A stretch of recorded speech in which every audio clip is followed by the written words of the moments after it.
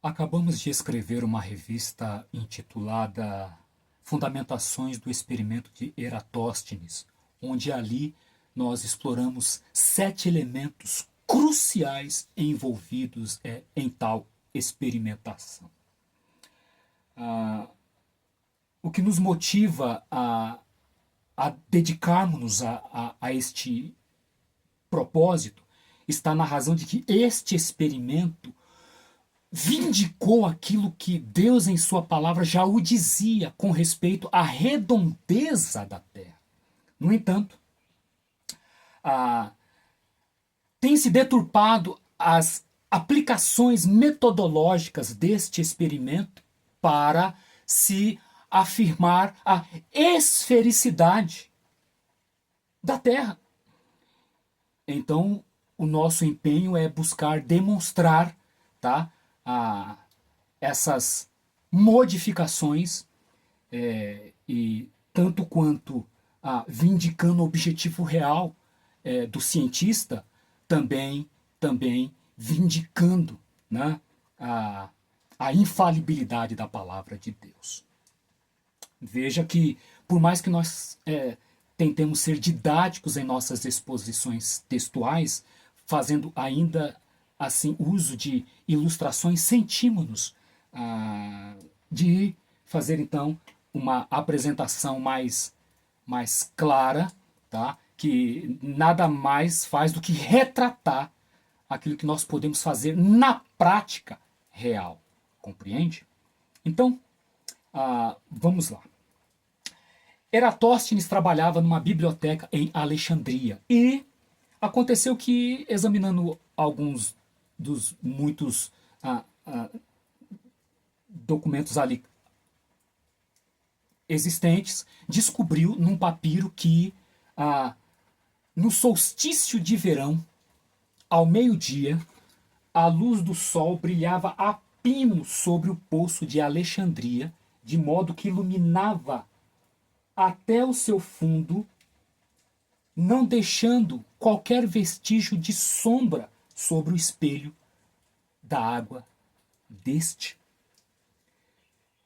Porém, o mesmo não acontecia nas cidades circunvizinhas, no caso, a dele em Alexandria, onde, neste mesmo horário, havia resquício, vestígio de sombra. O que foi que ele, então, analisou? Bom, será que eu fazendo uma experiência com uma vareta, eu consigo descobrir a circunferência da superfície da Terra?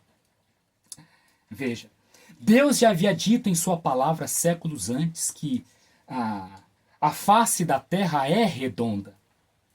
Mas agora, cremos nós, o mesmo Espírito de Deus estava o quê? A despertar, né, aquele homem sábio para que pela observação, experimento e constatação, ele viesse de fato a confirmar aquilo que Deus já o declarara.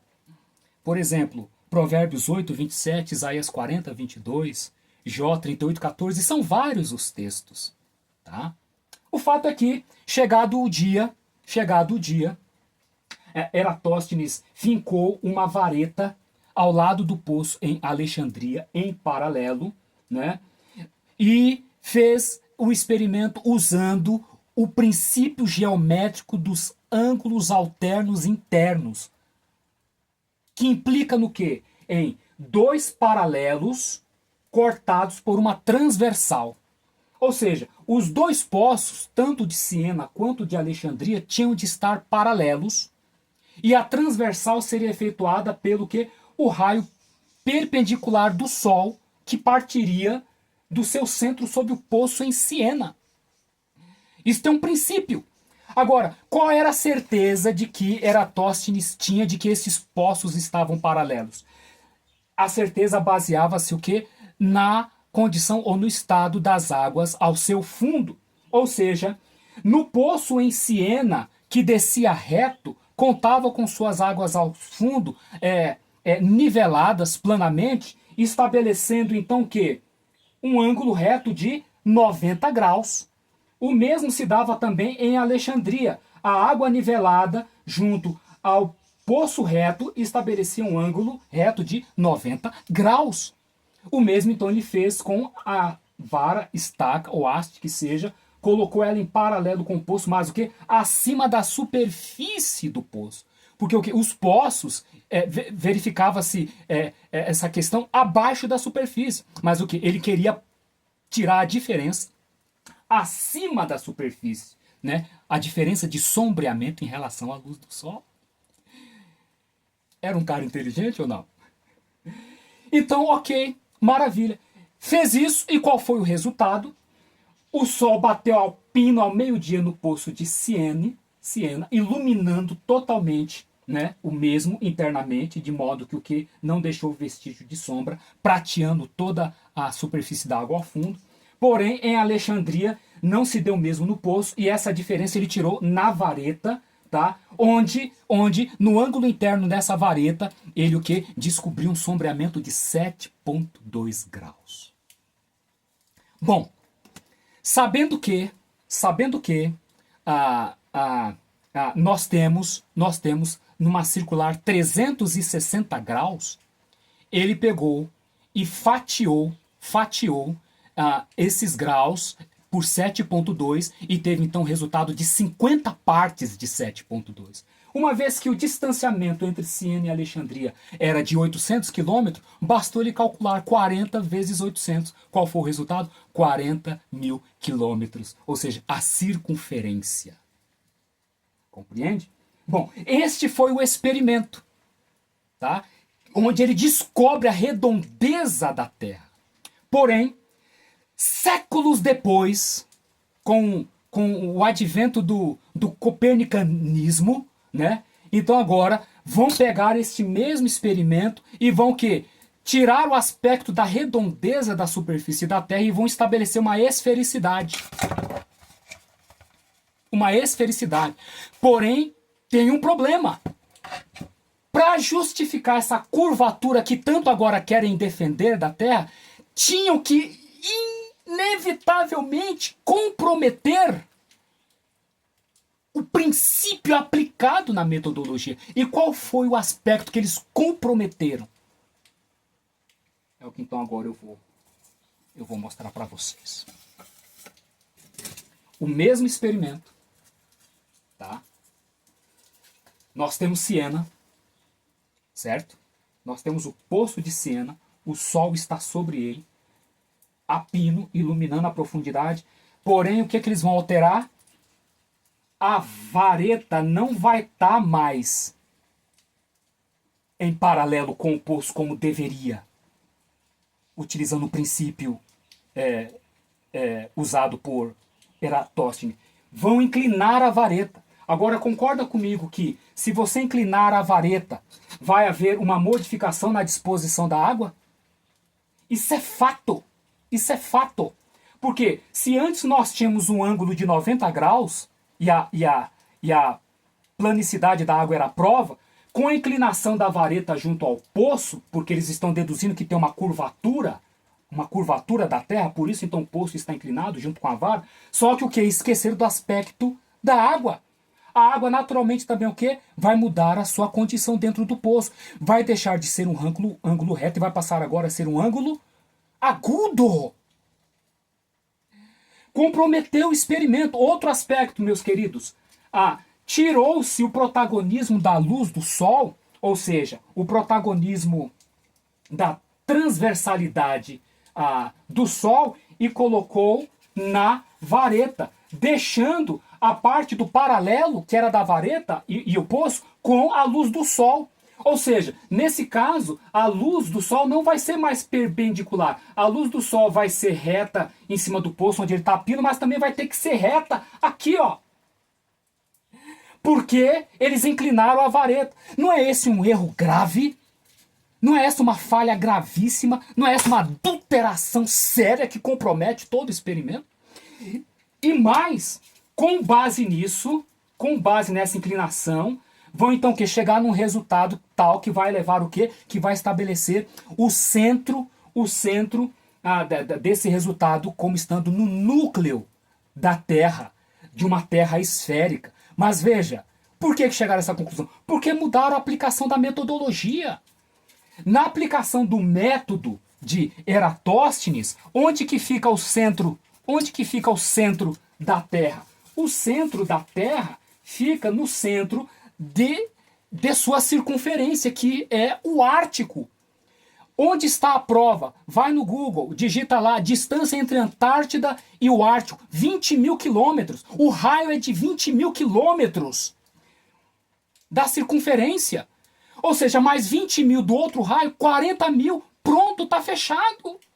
Senhores, observem.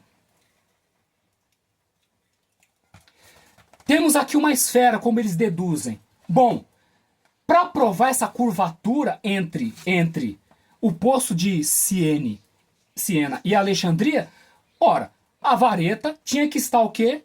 Aprumada, alinhada, em paralelo com o poço. Concorda comigo? Porque o protagonismo é o Sol é que vai determinar o sombreamento. Mas não. O que eles fizeram? Mantém-se o poço lá, debaixo do Sol a pino, mas o quê? Inclina-se a vareta, pronto, destruiu. Destruiu, senhores. Acabou. Então veja, o que hoje utiliza, se você pode entrar no Google lá e comprove lá, né? Vocês vão ver lá, os raios do Sol todos em paralelo, diante de uma vareta inclinada, para justificar a inclinação, a curvatura da Terra. E isso não é o experimento. Tá? Isso está provando uma coisa que na realidade não é. Porque o experimento de Eratóstenes não se deu a partir do núcleo da Terra. A vareta não foi fincada no núcleo da Terra. A vareta foi fincada na superfície da Terra. O experimento partiu da superfície da Terra, dos poços na superfície da Terra, de um Sol iluminar a superfície da Terra, não o núcleo da Terra. Então, sabe... Por que nós insistimos nesta questão? Porque nós honramos a dignidade do nosso Deus, o Criador de todas as coisas. Ele ideou, planejou e executou a construção do nosso mundo, de todo o universo. Então, quer dizer, ele é um Deus sábio. Como é que é um desserviço usar as Escrituras para falar de ciência? Se Deus, o Deus da Bíblia, é o Deus da ciência. Não tem como. Agora, a verdade, a ciência não preza pela verdade, e a verdade não é a exatidão das coisas. Bom, o nosso Deus é o Deus da verdade, então é claro que a sua palavra escrita vai fechar com a sua obra criada. E Eratóstenes confirmou a revelação. Só que, infelizmente, os homens desviando-se da palavra de Deus, do geocentrismo, e adotando novas questões que não é fundamentada em realidade, mas em questões ideológicas, então o que? Deturpa a aplicação do experimento para justificar uma terra curva, não tem nada a ver. Veja, os poços, qualquer lugar que você tiver, se você olhar para baixo de um poço, o que você vai ver? Um poço descendo reto e uma água o quê? Distribuída uniformemente. Você pega o quê? A régua e puxa o ângulo reto, vai dar 90 graus. Isso em qualquer lugar na face da Terra. Como é que a água dos oceanos estão fazendo curva? Por que temos a questão da altitude e da longitude? Não importa, a Terra não é plana e nem é esférica, ela é irregular, tá? Por isso tem a questão da altitude, mas o que não importa em que altitude esteja um poço, um lago, o que? A disposição da natureza da água é sempre se nivelar. Agora é claro que partindo do nível dos oceanos, você calcula as altitudes, tá? As altitudes dos continentes. E nós temos o que? A longitude em torno do quê? De uma terra circular, tá? Com um domo acima. Com um domo acima. É o que a Bíblia ensina, está lá em Gênesis. Então, meus amigos, nós estamos finalizando um livro, tá, sobre este assunto. Inclusive, se você puder colaborar, tá, a ajudar-nos a publicar, eu vou deixar o nosso Pix na descrição, tá bom? Nos dá um toque que eu envio essa revista para vocês, tá bom?